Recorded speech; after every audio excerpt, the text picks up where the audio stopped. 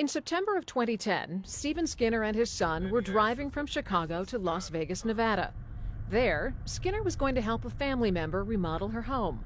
He and his son also planned to do some gambling. On the way, their GPS accidentally directed them toward Las Vegas, New Mexico instead. Within a few miles of crossing into the state, trouble began. I'm going to pat you down for weapons and have that dog run around the vehicle, okay? I'm doing about 5 miles over the speed limit. The state trooper, he sees us, so he pulls us over, and he asked me if he could search the car. That search didn't turn up any weapons or drugs, but the police did discover something else. $17,000 Skinner and his son had in their luggage for their 2-week trip. This boy has $3,000 right here alone. He says, "What are you doing with all this money?" I said, "We're going to Vegas to help my sister put her house back together and have some fun. It's my son and I." After 2.5 hours of aggressive questioning, the cops let the Skinners and their money go. But their ordeal was just beginning. Further down the road in Albuquerque, they were stopped again. This time, the local police, accompanied by federal agents. They went immediately to the money. Wait, so they took the $17,000? They took the $17,000. What crimes were you charged with? We weren't charged with any crime. No crime at all. So what reason did they give you for taking all your money if they weren't charging you with a crime? They didn't give us a reason.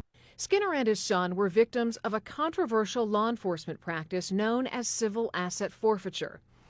Under it, local police, often working in cooperation with federal authorities, can seize people's money and property simply based on the suspicion it might be tied to a crime. Since 2001, nationwide, police have taken more than $2.5 billion in cash from people who have never been charged with a crime. I went to college here at New Mexico State University. Brad Cates is a prominent New Mexico attorney. We met him at his ranch in Las Cruces. All of the protections we know in our Bill of Rights are abrogated by the very nature of asset forfeiture. Most average folks aren't walking around with $20,000 or $25,000 or $30,000 cash. First of all, most seizures are not $30,000. They're way lower than $30,000. Secondly, last I checked, it's legal to own money in America. And in order to take it, you're supposed to have a federal judge get a warrant. Coming from Cates, some might find that strange. It was Cates, as a high-ranking Justice Department official under President Reagan in the 1980s, who helped establish the aggressive use of civil forfeiture.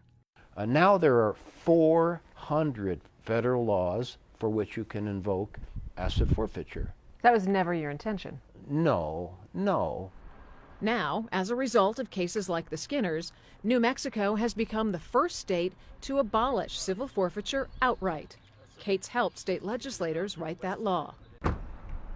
Fred Radosevich is the president of the New Mexico Police Chiefs Association and the chief of police in the town of Edgewood. What percentage of seizures do you think were righteous seizures on the part of law enforcement? The vast majority of them.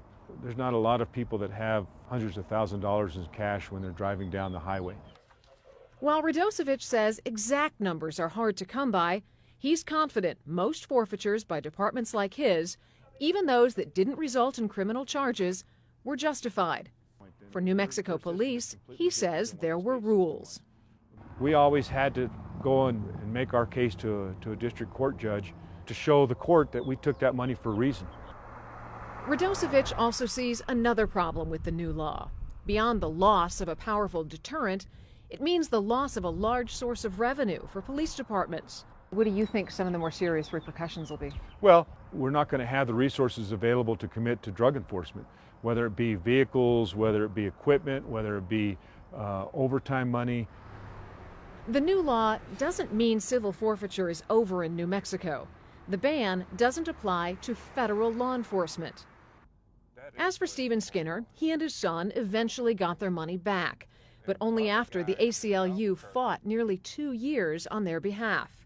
Did you ever in your wildest dreams think when you got up that morning, this is the situation you'd be in? Never in my wildest dreams. I'm a citizen. I worked all my life here in this country. I paid my taxes, never got in trouble. Never had the idea that this would happen.